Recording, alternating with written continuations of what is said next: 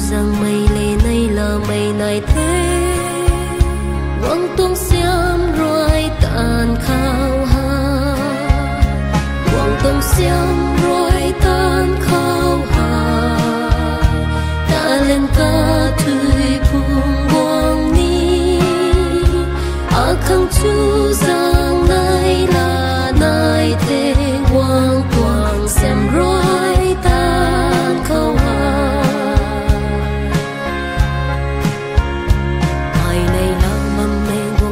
rồi tàn khâu hai ai này là ye này là trang nghe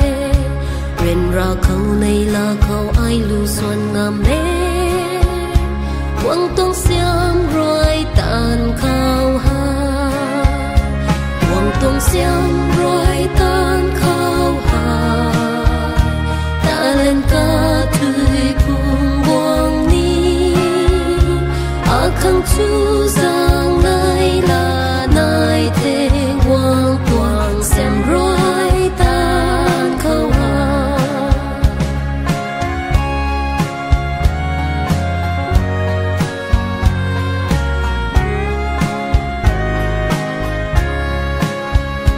ai này là mầm mê quang xem rồi tàn khâu hà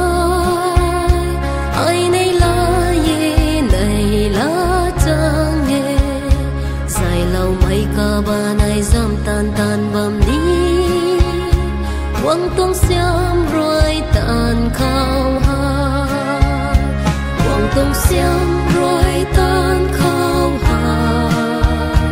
ta lên ca thui phung buông ni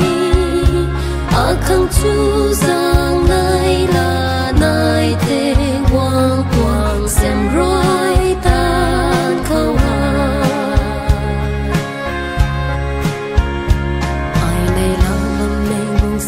rồi tàn khâu hai ai này là ye này là trang nghe ở khâu này mây quê này là nợ phung quang nghe quăng tung xiêm rồi tàn khâu hai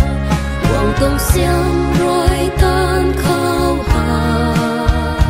ta lên ca thui phung quang ni khăng chu